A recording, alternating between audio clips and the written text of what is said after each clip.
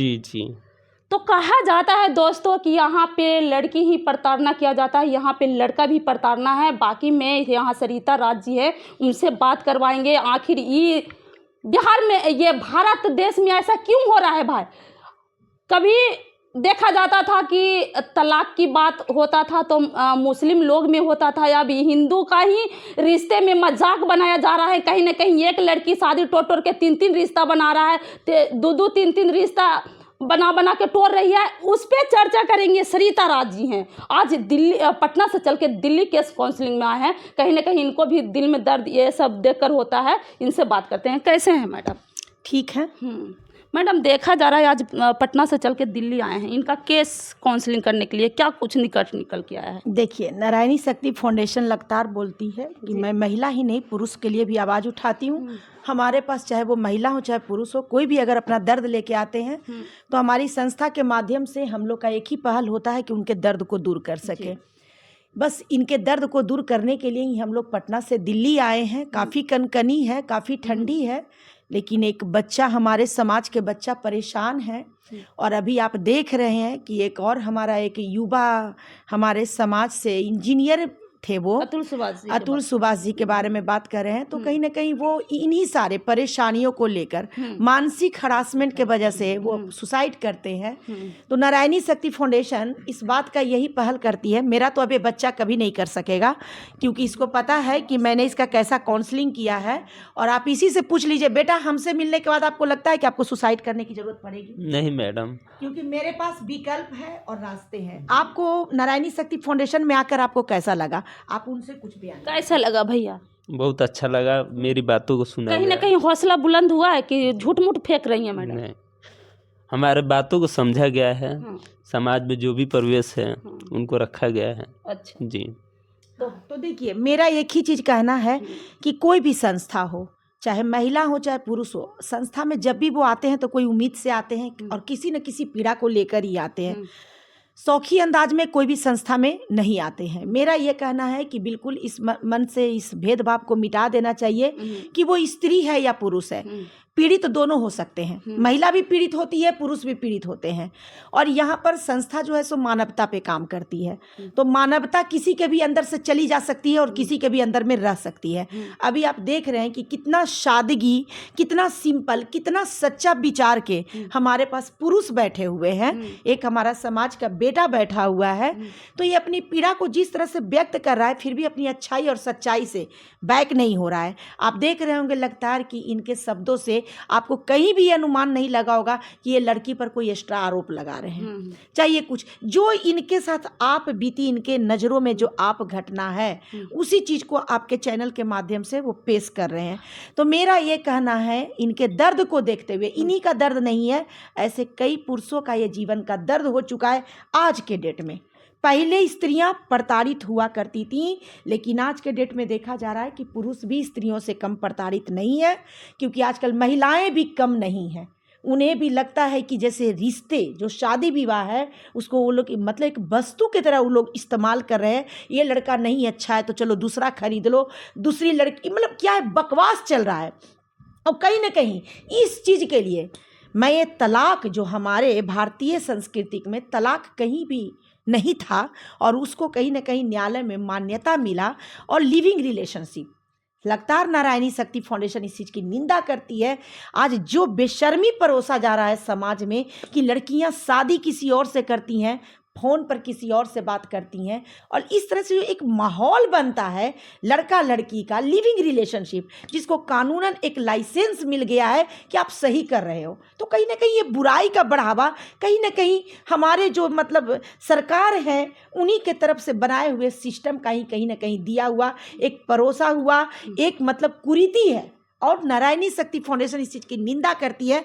और देखिए, रह गया मेरे इस भाई का बात, तो अब नारायणी शक्ति फाउंडेशन में आए हैं। लड़की का हम आपको दे देंगे। लड़की हमारे साथ फ़ोन पर बात कर रही है, और बात करने के बीच में ही वो बोल रही है कि मुझे उस लड़के के साथ नहीं रहना है। मैं फ़ोन पर ही मैं बोल रही हूँ, बेटा एक बार आप हमसे मिलो, आप अपना सही एड्रेस बताओ। लेकिन लड़की जो है अपना एड्रेस बताने के लिए तैयार नहीं है।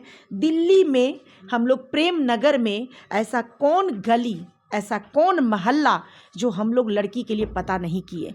जहाँ भी जा रहे हैं, पहले तो हम लोग प्रेम नगर गली नंबर 14 में गए मैडम, वहाँ से हम लोग को रहेगा। सूचना मिला जाता है जो एड्रेस है। मैं इस बात को आपके चैनल के माध्यम से क्लियर करना चाहूँगी कि किस तरह से आज मैं खुद उस लड़की और उसके परिवार के फ्रॉडिंग के शिकार बनी हूँ। मैं संस्था हूँ, लेकिन किस तरह से मुझे गुमराह किया गया है। सबसे पहले मैं गली नंबर 14 में जाती हूँ। वहाँ जाने के बाद बगल से पता चलता है कि हाँ, वो बगल में ही रहती थी, लेकिन कुछ समय पहले वो डेरा चेंज करके गली नंबर 9 में चली गई है। फिर मैं गली नंबर 9 में जाती हूँ अपने टीम के साथ, और सूरज जी भी हमारे साथ रहते हैं। सूरज जी के साथ मैं जाती हूँ। वहाँ जाने के बाद पता चलता है कि वो लड़की यहाँ से भी डेरा खाली करके अब गली नंबर प्रेम नगर गली नंबर 16 में चली कहीं ना कहीं देखा जा रहा है मैडम कि वो लड़की में अभी 1 साल मात्र शादी का हुआ है, और जिस तरह से वो एड्रेस चेंज कर रही हैं लगातार गुमराह करने के लिए कि अगर हमारे ससुराल वाले चाहे सूरज आ जाए चाहे संस्था आ जाए, क्या उनको डर है वो वही जाने। इस तरह से वो अपने एड्रेस को चेंज कर रही थी कि गली नंबर 15 में जाने के बाद फिर पता चलता है कि लड़की 17 में चली गई है। 17 में जाते हैं, पूरे हम लोग ढूंढते हैं, वहाँ से पता चलता है कि लड़की कौन सा पार्क भाई, भीम पार्क के पास सामने वाले बिल्डिंग में रहती है। वहाँ जाने के बाद पता चलता है कि लड़की आती है, लेकिन तुरंत लड़की 1 महीना बाद फिर वहाँ से भी डेरा खाली कर देती है। तो कहीं ना कहीं ये समझ में नहीं आया कि 1 साल के अंदर ये 5-6-3 महीना के पहले वो गली नंबर 14 से इस तरह से लगातार वो लड़की एक ही है। तो मेरा ये लगातार यही कहना रहेगा कि कहीं ना कहीं मुझे ये देखने के लिए मिला है कि ये लड़की आखिर है क्या, इसका फैमिली बैकग्राउंड क्या है। ऐसे कैसे हो सकता है कि कोई महिला 3 महीना में इतनी सारी गलियां चेंज कर लो, और गलियां चेंज तो की कोई गली में भी नहीं मिली। ये कितना बड़ा दुर्भाग्य है। बहुत लोग से ये भी कहिए कि मेरा शादी नहीं हुआ, और बहुत सारे लोगों वहाँ पर ये बता रहे हैं कि आप लोग कह रहे हैं कि वो शादीशुदा है, लेकिन वो तो कुमार की तरह रहती है और उसका शादी नहीं हुआ है। तो कहीं ना कहीं ये एक लड़की का ये कैसी दोहरी नीति, ये कैसी दोहरी नीति कि वो गांव के इलाके से शादी करती है, शहर में कुमारी लड़की बन के रहती है, और जिस तरह से उसका फैमिली बैकग्राउंड के बारे में हम लोग को सूचना मिला काउंसलिंग के दौरान, लड़की तो नहीं मिली, न उसकी माँ मिली, न जाने कैसी गुमराही सूत्रों के द्वारा हम लोगों को किया जा रहा था, वो मुझे भी नहीं पता है। लेकिन मैं यही यहाँ के प्रशासन जो है, मैं प्रशासन को सूचित करके वहाँ गई थी। थाना का कौन सा था ये, पटेल नगर थाना को मैं सूचित करके गई थी। तो मैं पटेल नगर थाना से भी निवेदन करना चाहूँगी कि यदि वो इस वीडियो को देखते हैं, तो काफ़ी रात्रि हो गई है, अभी जस्ट मतलब 10 मिनट पहले मैं यहाँ आई हूँ होटल में, और हम लोग बैठ के, क्योंकि हम लोग के पास फुर्सत नहीं मिला उस बीच में, और हम लोग को ये भी नहीं अच्छा लगा कि मैं इतना गली, इतना सेक्टर और लोगों को दिखाऊं, क्योंकि हम लोग काउंसलिंग के दौरान किसी जिसका गलती रहता है, जो अपराधी है, मैं उसी को चैनल के सामने दिखाना चाहती हूँ। अदरवाइज गली मोहल्ला के जो लोग होते हैं उनका चेहरा कहीं ना कहीं सोशल मीडिया पे मेरा दिखाना कोई शौक नहीं होता है। नहीं तो मैं आपको ऑन कैमरा भी दिखा सकती थी कि किस तरह के उसके लिए बयान आ रहा था, लेकिन मैं नहीं दिखा रही हूँ। और बस सूरज जी आज हमारे पास बैठे हुए हैं, ये रोहतास से आए हैं, और कल हमारे साथ ये भी नहीं होंगे। मैं अपने कार में चली जाऊंगी, वो अपने कार करेंगे, क्योंकि उनका एक प्राइवेट क्या आपका बिजनेस है ना, मिठाई की दुकान है बस मिठाई स्टैंड का में, एक दुकान इनका है, बिजनेस और है। ऐसे पुरुष से 12 लाख रुपया का मांग किया जाता है। ये कैसी प्रताड़ना है, ये कैसी सोच है। मैं ऐसी स्त्रियों से कहना चाहती हूँ कि तुम लोग कैसी हो जो अपने प्रेम का भी तुम लोग बिक्री करती हो। पति तुम लोग को नहीं पसंद है, लेकिन पति का मनी बहुत पसंद है। शर्म करो, तुम लोग किस संविधान में हो, राम राज में रहती हो। सीता जानकी की यहाँ उदाहरण पड़ती है महिला पुरुष के संबंध में, और तुम लोग कैसे गंदे अपने चरित्र को एक सौदागर के तरह तुम लोग तौल मार करती हो। एक इस तरह के युवा से 12 लाख 15 लाख के तुम लोग मांग करते हो। शर्म आनी चाहिए तुम जैसी औरतों को। अगर पति नहीं रखता है तो न्यायालय के द्वारा जीवन यापन करने के लिए एक सहयोग दिया जाता है कि एक बच्चे की माँ है, चाहे लाइफ में क्या करेगी, कैसे जिएगी, अगर वो पति के साथ रहना चाहती है तो। और जो अपने मन से नहीं रहना चाहती है, इसको कैसे मिलना चाहिए, कहाँ से मिलना चाहिए और क्यों पति देगा जब पति रखना चाहता है? क्योंकि पति को अपने समाज, अपने परिवार का लिहाज है। ये आज भी अपने संस्कृति से प्रेम करता है, ये पत्नी जैसे मधुर संबंध को ये समझता है।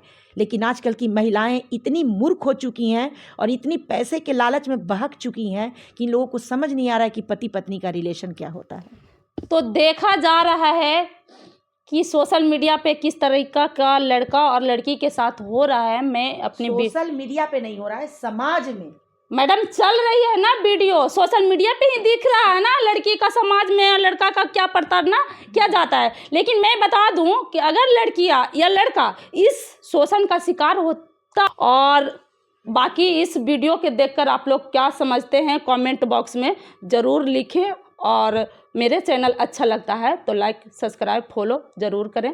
थैंक यू, धन्यवाद।